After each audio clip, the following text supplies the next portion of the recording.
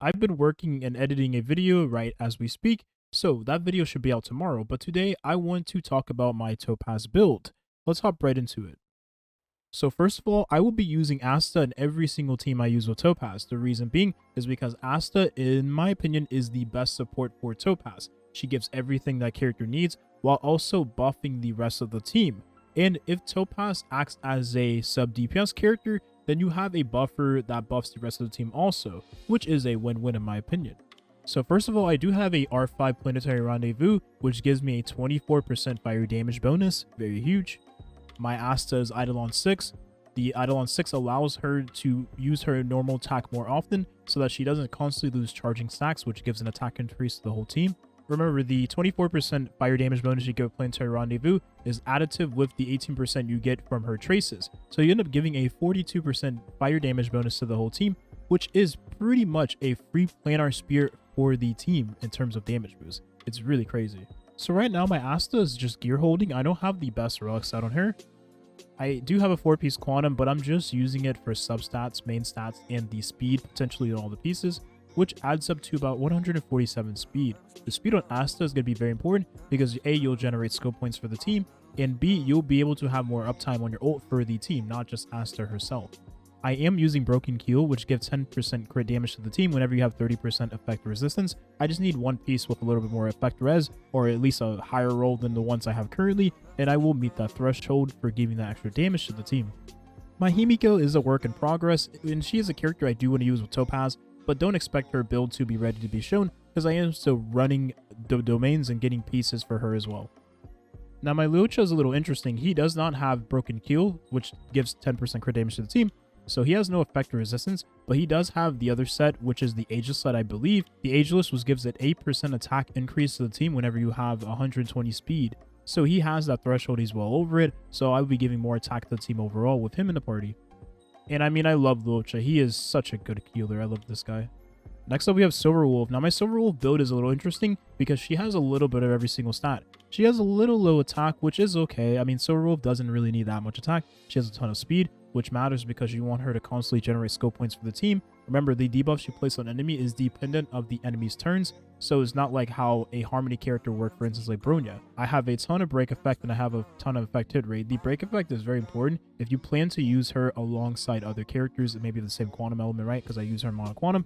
But if you plan to use her alongside a character like Topaz, then having break effect isn't too bad in case you do end up laning that elemental skill in the enemy and he's close to breaking the toughness bar anyways.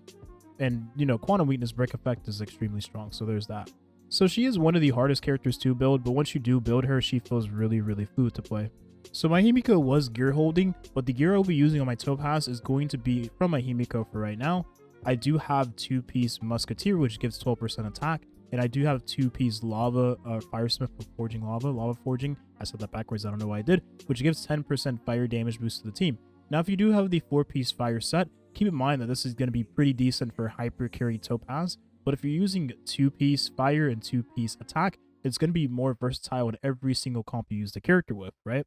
Because she is first and foremost a very skill point positive supporter sub DPS character. I am using Inner Salsoto because, as you all know, she does mostly follow-up attack damage with Numby, right? Numby does most of the damage, and Topaz herself, her damage counts as follow-up. So having Inner Salsoto increases your damage by a massive amount, right? And then the crit rate is irreplaceable for any damage dealer. And last but not least, I'm running attack percent boots because I plan to use her with Asta. If you are using Topaz with Asta, you do not need to run speed boots, and that's because Asta will be providing speed to the whole team. You can still use speed boots if you want on your Topaz. It doesn't matter. You're going to be pushing them Numby even more, but you do get more value out of attack percent boots because that increases her damage overall. I am using Sleep Like the Dead, which gives a ton of crit damage, a little bit of crit rate, which doesn't matter for my Topaz. She does have crit traces, right? Because she is a hunt damage dealer.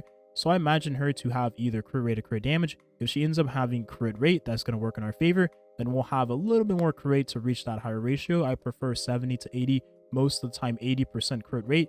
And then more crit damage is going to be very valuable. Keep in mind that the 35% crit damage I have right here on my Himiko doesn't count. So my Topaz will be looking at about 200 crit damage once I do put all of these relics and this light cone on her. It's very, very nice.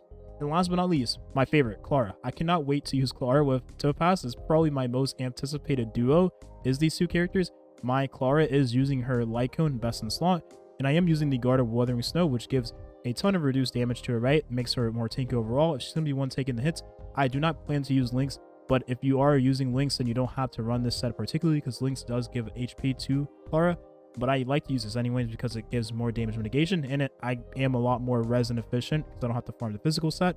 And I'm using Inert Salsoda, which increases her follow-up attack or counterattack damage. More crit rate, all that jazz. Now, Clara, in my opinion, is the hardest character to build in the game. You can probably disagree with me if you want, but she needs crit rate, crit damage, HP, attack, a little bit of defense. It's really hard to build this character, and you want no speed. I mean, you want as little speed as possible. So trying to get ratios like this while avoiding every other stat, right? No effect hit rate, no effect res, no break effect. You just want these stats. That is really hard. But once you do build her, she is one of the most satisfying characters to use. I love using Clara.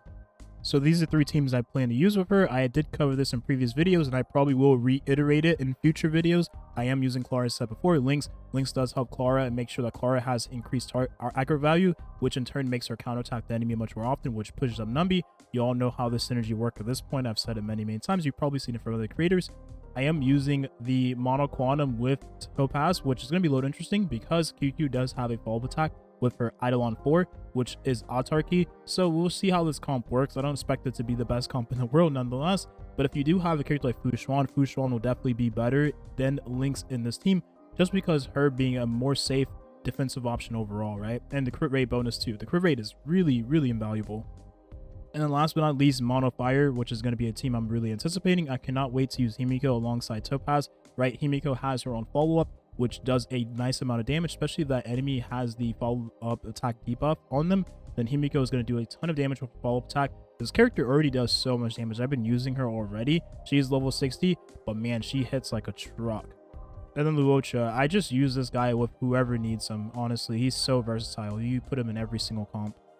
So there you have it. That's my Topaz build for now. I do expect to get better pieces. I am trying to farm for better planar pieces, right? The planar spear I'm really looking forward to replacing because effect hit rate is the most useless stat on her. She doesn't need that at all. Her debuff, follow-up attack debuff, isn't necessarily a debuff. It's just a mark she puts on the enemy, right? The proof of depth mark, which makes the enemy take more follow-up attack damage. So it's not a debuff like Silver Wolf's, debuff she puts on enemy. It's a lot different. But I do plan to replace that because she wants a ton of crit rate, crit damage, attack, and speed. Those are the only stats she wants. Everything else is pretty much useless. But that's the build here. I'm going to update you all as we go forward into the future. Maybe I'll make a build guide on Jinglu if I do happen to decide I want to go for the character. Back to editing this video. I'll see you all in the next one. Have a good rest of your day. Peace.